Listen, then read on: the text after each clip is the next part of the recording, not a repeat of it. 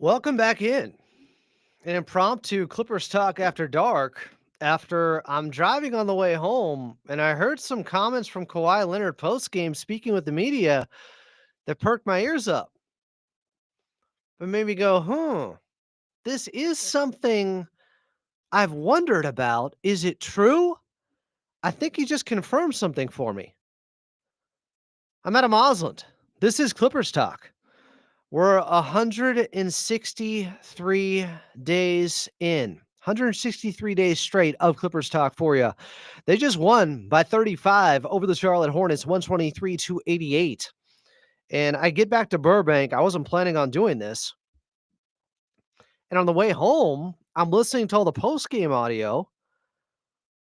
And Kawhi said something that really raised an eyebrow with me. I'm going to play it for you in just a second here. Great professional win by the Clippers, as Coach Lou said post-game. They handled their business. Now the next 3 games are going to be an absolute gauntlet for them. But before we get to tomorrow, where we will preview the Cleveland game on Tuesday night with Bob Schmidt from the Fear the Fro podcast, the voice of AM 570 LA Sports, the guy who did AI Adam. Maybe I'll ask him about that. See where else he's used AI Adam. He is our imaging guy at AM 570 at Fox Sports Radio. He's big time. And he also has the best Cleveland Cavaliers and one of the best NBA podcasts out there, period, that he does some wild, unhinged stuff with. But you know Bob Schmidt from this right here. I'm so lonely. Please help me. The sound, though, I'm so lonely. Please help me. That I want to get to is involving Kawhi. This is post game. This just happened 20 minutes ago. I'm going to play this for you. Here's Kawhi Leonard post game. I got to find it and cue it up here. Like on our road trips, so games we gets the ball.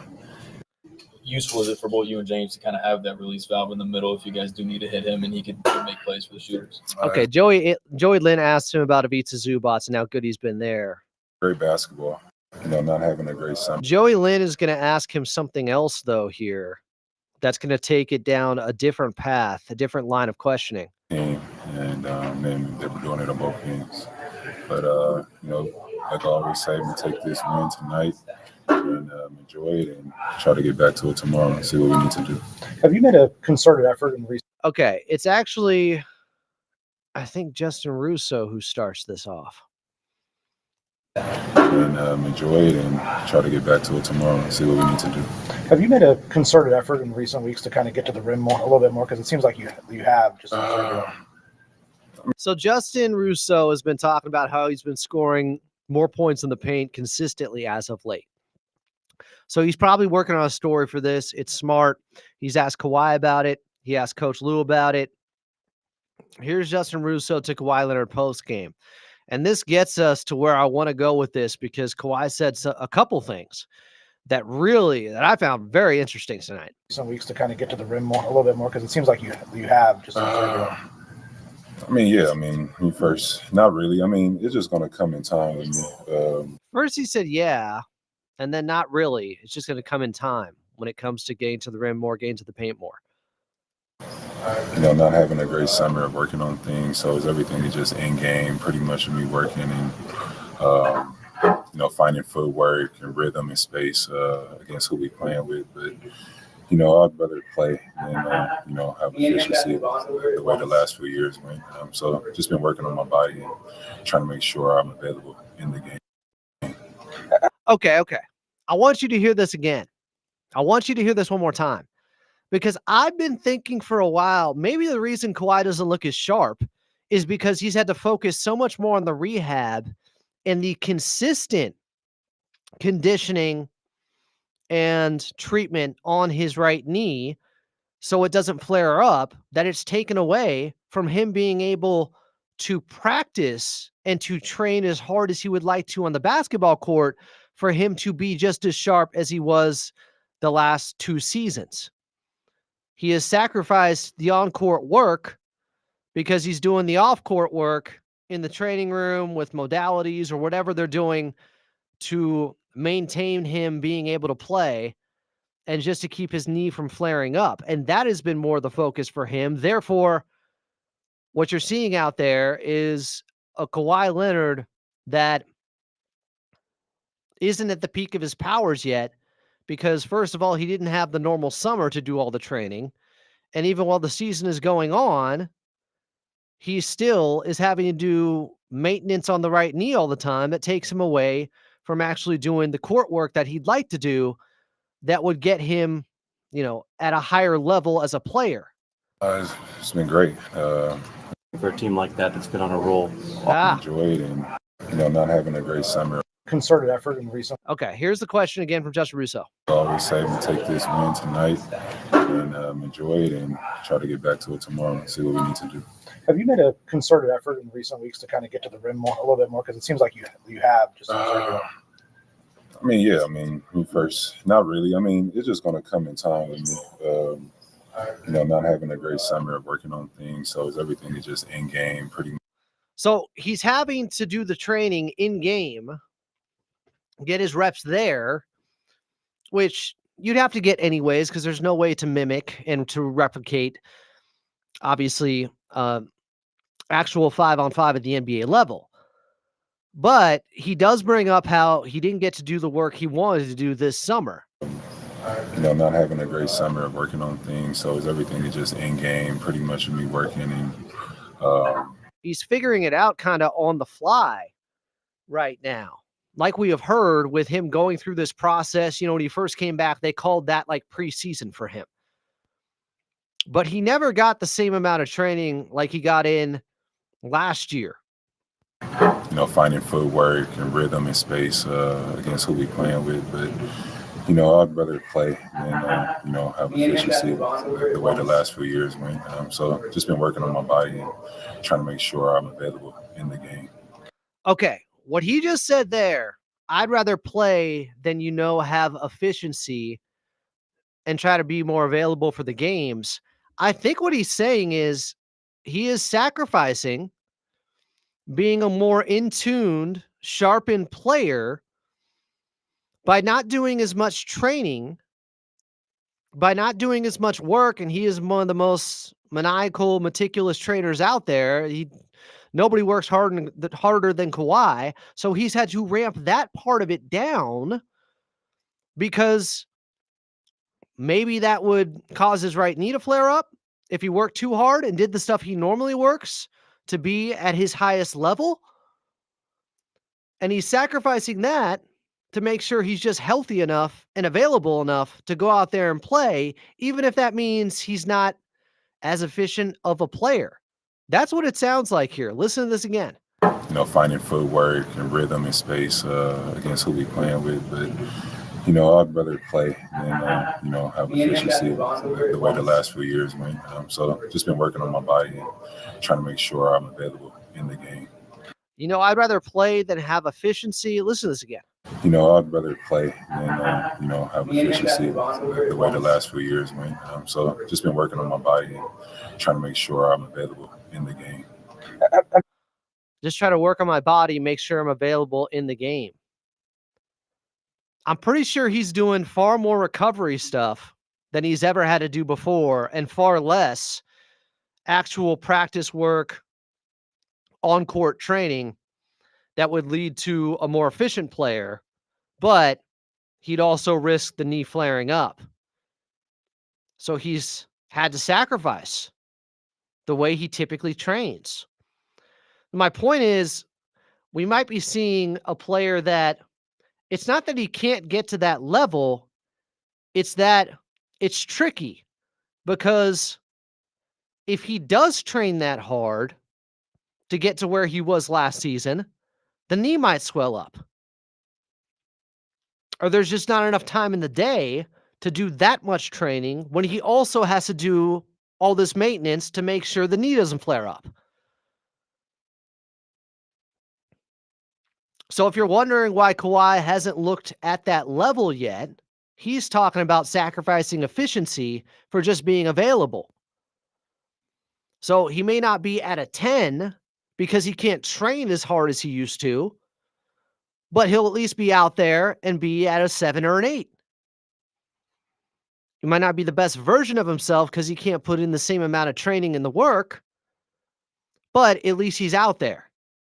I think that's how I'm interpreting this. Finding footwork and rhythm and space. Listen to this part right here. Against who we playing with, but Listen to this right here.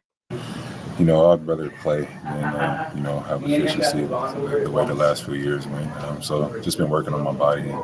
I'd rather play than have efficiency. The last few years how they went. It sounds like he's saying efficiency. Like he's aware he hasn't been as efficient. He hasn't been setting the all-time efficiency record like he did last season. Efficiency the way the last few. I'd rather play than have efficiency the way the last few years went. So just been working on my body and trying to make sure I'm available in the game. Working on his body to make sure he's available in the game. This is where he's at, where he has to do more work, it sounds like, either just to keep the knee from flaring up, which takes up time in the day that he no longer can use to train with, or he can't train that hard because the knee might flare up. He can't do the stuff he used to do.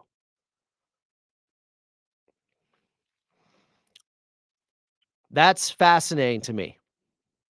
Have you noticed a difference in how teams have defended you as the year has gone along compared to when you first came back? No, not really. I mean, the first game with the Hawks, I think they pretty much came on my post ups. But the style of play that we're playing, and obviously those guys doing a great job of leading the way when I was out.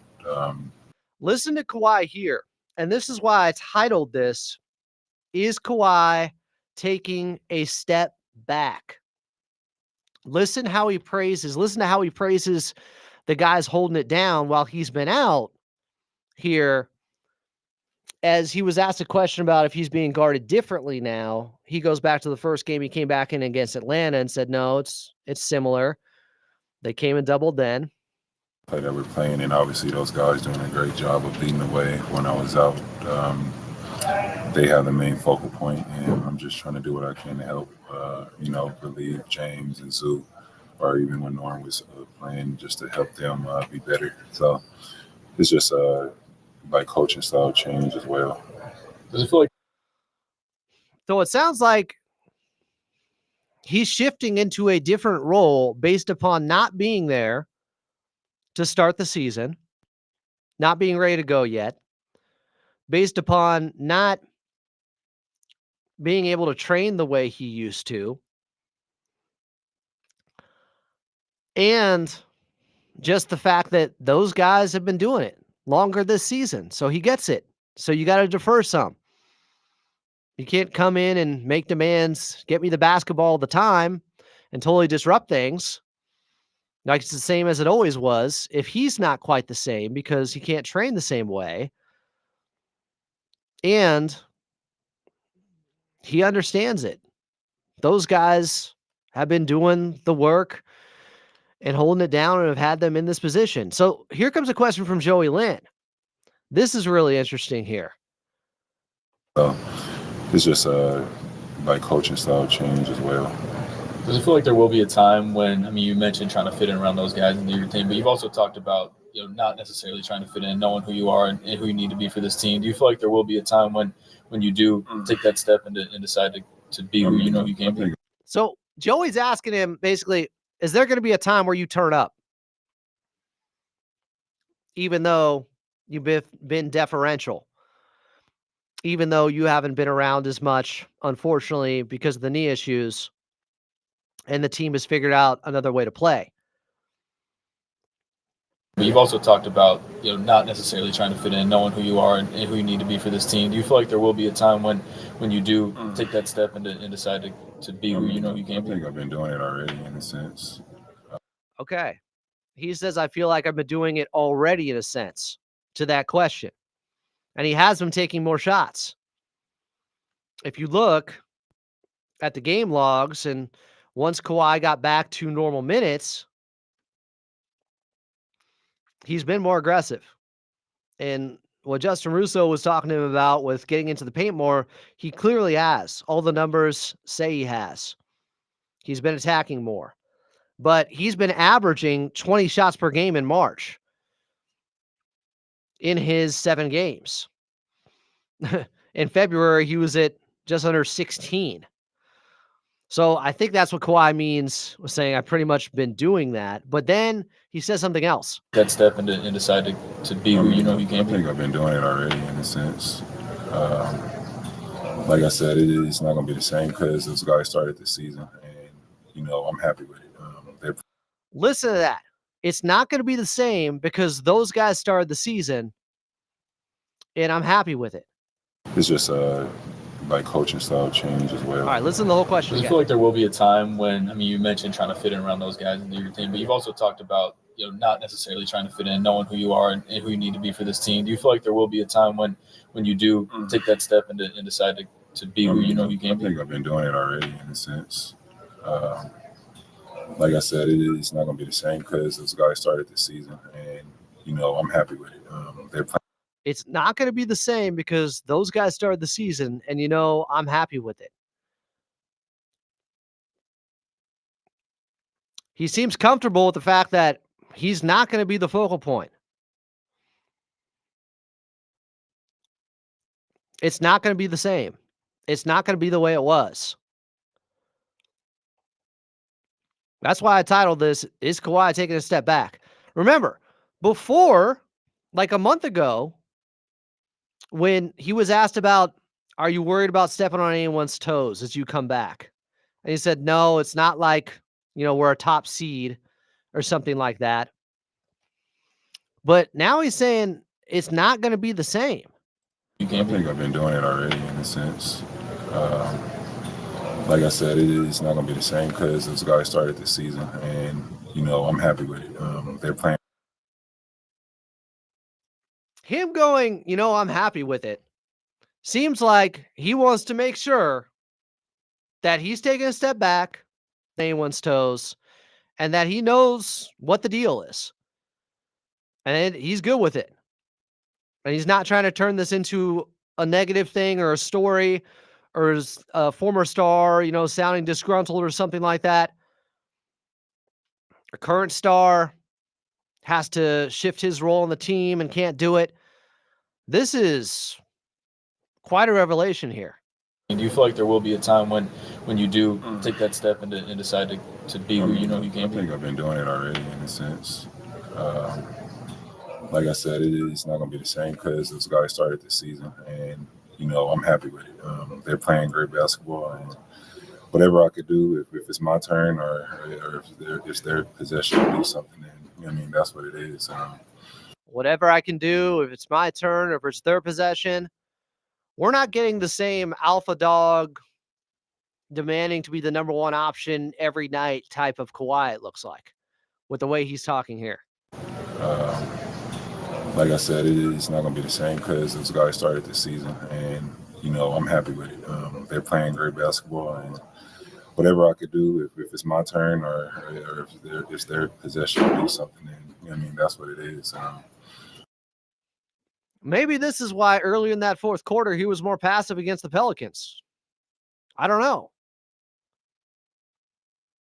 Maybe this is why he has been more passive at times. Again, he's averaging 20 shots per game in 7 games in March. But this is different. This is kind of a sea change for the Clippers. Turn or if they're playing great basketball, and whatever I could do, if it's my turn or if it's their possession to do something, then that's what it is. And we just got to play defense, and that's my focus. Sorry. Oh, come on, Tomer. You cut off that great answer from Kawhi. How could you?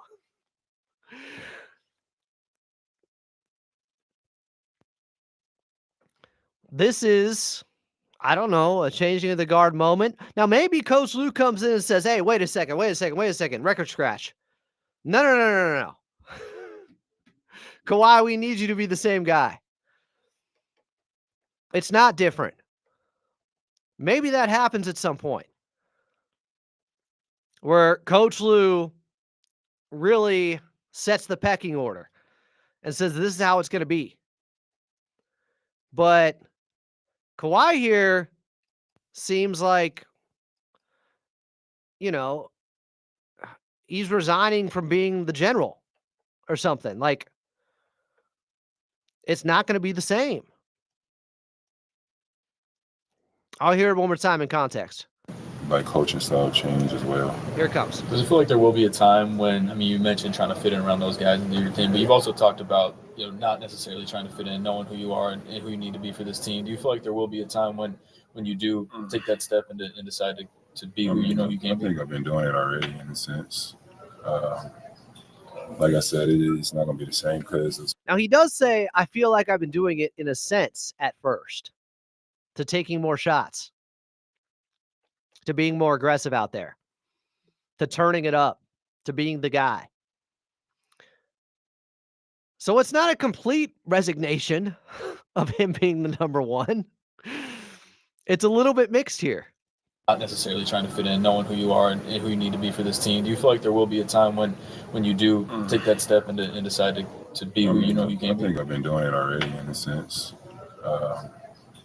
Like I said, it's not going to be the same because those guys started the season, and I'm happy with it. They're playing great basketball, and whatever I could do, if it's my turn or if it's their possession to do something, then that's what it is. And we just got to play defense, and that's my focus. Him going, I'm happy with it, is to make sure it doesn't turn into some negative story or some toxic locker room or something. Getting out in front of it and immediately saying, I'm happy with it, instead of him having to get a follow-up question his way. How do you feel about that? Do you feel some type of way about that with it being different now? Kawhi has already stated he's happy with it. But for people who are saying, you might be overthinking it, listen to the audio. Listen to what is being said here. That we're playing, and obviously those guys doing point, and I'm knowing what's but the style of play that we're playing, and what's the difference in how teams have? Okay. And I'm just trying to do what I can to help, relieve James and Zoo, or even when Norm was playing, just to help them be better. So it's just by coaching style change as well. I mean, listen to the tone. I'm just doing what I can to help. This isn't like, get behind me. I'm the unquestioned leader here. I feel like there will be a time when, I mean, you mentioned trying to fit in around those guys into your team, but you've also talked about, not necessarily trying to fit in, knowing who you are and who you need to be for this team. Do you feel like there will be a time when you do take that step and decide to be who you know you can be? I think I've been doing it already in a sense. Like I said, it's not going to be the same because those guys started the season, and when people say, are you overthinking it? And Kawhi goes, it's not going to be the same. That implies things have changed. Like I said, it's not going to be the same because those guys started the season, and I'm happy with it. They're playing great basketball, and whatever I could do, if it's my turn or if it's their possession to do something, then that's what it is. And we just got to play defense, and that's my focus. This is complete. I will buy into any role. They've been here. I'm not trying to ruffle feathers, make waves, be the demanding alpha dog saying, now that I'm back, it's my way or the highway. More from Kawhi. Is there a benefit to having a more balanced overall team when you enter a playoffs, when you have multiple guys who can create, score, make for others? Like, is there a benefit to having a more balanced team like that? Yeah, I mean, that's what you see with the number one seed in a sense. Everybody could do something either on both ends. You're not pretty much reliable. That's how you win championships. Just having a collective unit that's starting, and then obviously some good bench players coming in. You guys watch and pretty much see what's going on and how teams stay at the top. So good question there from Tomer at the end to round out that line of questioning. Now, is it going to be a benefit to have a more balanced squad where Basically, you're not as much of the focal point now. There are advantages. It makes you tougher to guard if you don't know where the attack is coming from every possession. There is more balance, but I would completely push back against C-Train here saying Kawhi hasn't been the alpha since 2021. Yes, he has. Yes, he has. When he first came back from the ACL last season, he was. He wasn't talking like this. Kawhi said, and I could pull the quotes like, I'm trying to take this team to a place they'd never been before. He was without a doubt the leader last season and the number one guy. He said that. I may be slightly off, but he said something to the effect of, I'm trying to take this franchise to a place they've never been before. That was just last season. And once he hit January coming off the ACL the first year, he was averaging 27, 28 a game. Was absolutely the number one option that guys were being deferential to him with. The audio speaks for itself here. Could it change? Yeah. He still also said, I've kind of been doing it, and then said it's not going to be the same. He is still getting 20 shots up in the month of March, though. So that's not nothing.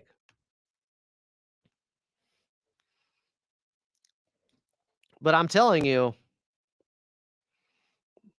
this is, whether it's a changing of the guard or whether it's just a post-game interview and, Coach Lou behind the scenes goes, hey, Kawhi, we need you to be that guy. We're playing through you.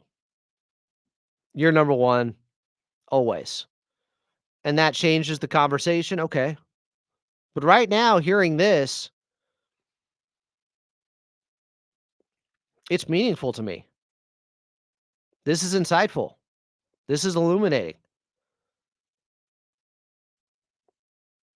Like, up until this point, Kawhi has been looked at as the guy. And I'm not saying he won't be, or guys in the locker room won't be playing, guys on the court, I should say, won't be looking his way for him to save them at times. As Kawhi had that quote about he doesn't look for a savior out there on the court. It could just be him playing nice and making sure everybody else gets their props for getting the team to where they are so far this season. And Kawhi doesn't want to disrupt things and doesn't want to, look, this is reading the room. If you came back after the team's been playing without you for 40 games and said, here's how we're going to do things, or I need my touches, I need to get to my spots, that's going to rub guys the wrong way. This could be tactful in Kawhi just knowing how to go about this the right way. Like, I still think, yes, he does have another gear to hit, but the audio we heard earlier with him talking about, it sounds like he's got to worry more about not overtraining because the knee could flare up. And he's got to do more maintenance on it, which takes him away from doing some of that training anyways, which has him in a place where he's not as sharp as maybe he'd like to be. Not in a place where it sounds like he could be as efficient as he'd like to be. So Kawhi is definitely, it seems to have the mindset of a guy who's willing to play, more team ball. But obviously I'm fine with that. I'm still of the line of thinking that for this team to reach its highest ceiling, Kawhi has to be the number one player.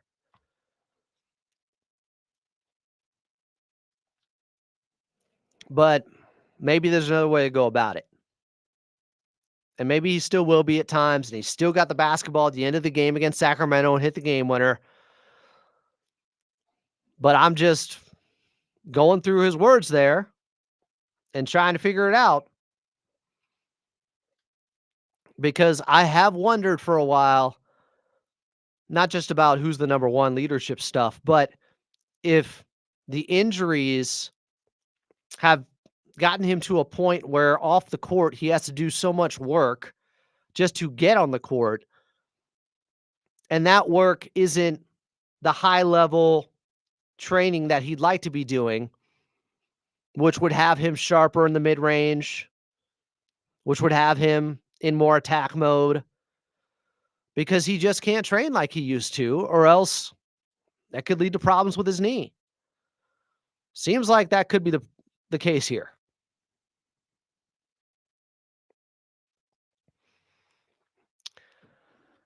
All right. I think I'm done, but I heard this post-game audio. I had to go through it. I think this is fascinating. Kawhi being, that honest, and those questions, props to Tomer and Justin Russo and Joey Lynn for kind of getting a little bit more out of Kawhi. Obviously, he's soft-spoken. He doesn't say much. This was different, though. This kind of gives you some insight into where things are with him in not looking like last year's version yet and why that could be. And then also where the hierarchy is on this Clippers team and how it works now. It's not the same. Appreciate you guys. I'll be back tomorrow. We'll preview the Cavs game with someone who knows the Cleveland Cavaliers better than anyone, in Bob Schmidt. Clippers Talk is brought to you by Underdog Fantasy. Underdog Fantasy is the easiest way to play fantasy sports, and it's available in over 30 states. All you got to do is pick higher or lower on your favorite player stats or your least favorite player stats, and you can win up to 100 times your money, make picks, win money. The free promo code, you know where it is, because it's going to give you a free pick and up to $1,000 in bonus cash. So that must mean the referral link is in the description down below in this very episode. And that promo code is LAC. Click on that referral link, use the promo code Underdog Fantasy, make picks, win money. This is not nothing. It's not. I'll